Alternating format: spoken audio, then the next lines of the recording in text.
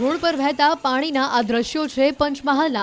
અહીંયા મેઘરાજાએ 2 દિવસથી મંડાણ કરતા ચારે બાજુ જળબંબાકારની સ્થિતિ સર્જાઈ છે। પંચમહાલના હાલોલ અને જાંબુગોડા પંથકમાં મેઘરાજાએ ધમાકેદાર બેટિંગ કરતા રોડ પર પાણી ફરી વળ્યા। હાલોલમાં વહેલી સવારે 1 ઇંચ જેટલો વરસાદ વરસ્યો, જ્યારે જાંબુગોડામાં પણ પોણો ઇંચ જેટલો વરસાદ નોંધાયો। જિલ્લામાં અન્ય વિસ્તારોમાં ગાજવીજ સાથે વરસાદ તૂટી પડતા ઠંડક પ્રસરી હતી। ભારે વરસાદથી ખેડૂતો પણ ખુશખુશાલ જોવા મળ્યા। જળબંબાકારના આ દ્રશ્યો છે વડોદરાના શહેરમાં માત્ર 1 જ ઇંચ વરસાદ પડતા આખું વડોદરા ડૂબી ગયું। શહેરના માંડવી, ચોખંડી, દાંડિયા બજાર, રાવપુરા, સયાજીગંજ, ફતેગંજ, સુભાનપુરા, માંજલપુર, ગોરવા, સમાસ, સરદાર estate, Ajwa road, Waghodia road, Kishanwadi સહિતના વિસ્તારોમાં ધોધમાર વરસાદ પડતા રોડ પર નદી વહેતી હોય તેવા દ્રશ્યો સામે આવ્યા।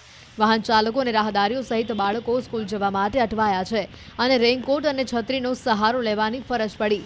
સુમા તળાવ અને રાવપુરા રોડ ઉપર પાણી ફરી વળ્યા। આ બાજુ વડોદરાના વાઘોડિયા માળોધર રોડ પર પણ પાણી ફરી વળ્યા। અનરાધાર વરસાદના કારણે રોડ પર નદી વહેતી હોય તેવા દ્રશ્યો સામે આવ્યા। પરિશ્રમ સોસાયટીના નાકે ઘૂંટણસમાં પાણી ભરાયા। વાઘોડિયાની એનજી શાહ હાઈસ્કૂલ પાસે પાણી ભરાયા। એસટી ડેપો રોડ ઉપર પણ વરસાદી પાણી ભરાયા। સામાન્ય વરસાદમાં જ પ્રી મોન્સૂનની કામગીરીની પોલ ખુલી ગઈ। વરસાદથી રસ્તાઓ પર પાણી ભરાઈ જતા વાહન ચાલકો પરેશાન બન્યા, તેમજ સ્કૂલે જતા વિદ્યાર્થીઓ પણ હેરાન થયા। દક્ષિણ ગુજરાતથી આગળ વધી ચોમાસાએ હવે આખા ગુજરાતમાં અસલી મિજાજ બતાવવાનું શરૂ કરી દીધું છે।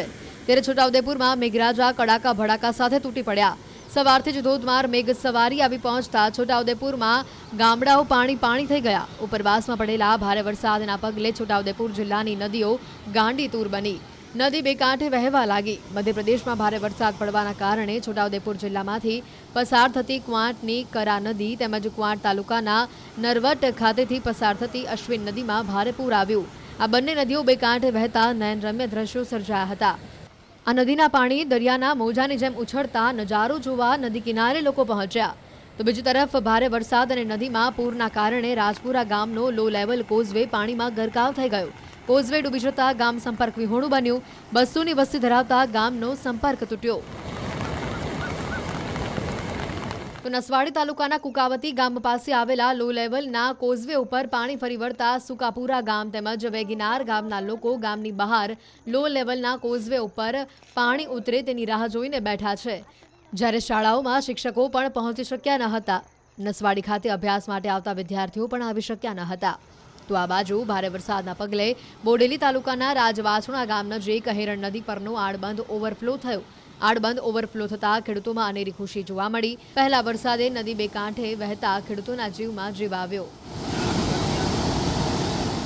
તો આ તરફ છોટાઉદેપુરમાં વરસાદ મુશ્કેલી લઈને આવ્યો। સંખેડા તાલુકાનું કરાલી ગામમાં ડાયવર્ઝન ધોવાયું। કોતર ઉપરનું ડાયવર્ઝન ધોવાતા અવરજવર માટે તે બંધ થયું। રસ્તા બંધ થતા 25 ગામોને તેની અસર પહોંચી। તો નસવાડીના જાંબુગોડા ગામે બનેલો નવીન સ્લેબ ડ્રેનનો એપ્રોચ રોડ બેસી ગયો। ભારે વરસાદમાં જ રોડ ધોવાઈ ગયો। રોડ પર ભ્રષ્ટાચારની મોટી તિરાડો પડી જતા લોકોમાં રોષ જોવા મળ્યો। રોડ ધોવાઈ જતા અવરજવર માટે તેને બંધ કરવામાં આવ્યો। 2 કરોડના ખર્ચે બનેલો નવીન સ્લેબ ડ્રેનના લોકાર્પણ પહેલા જ એપ્રોચ બેસી જતા ભ્રષ્ટાચારની બૂમ ઉઠી।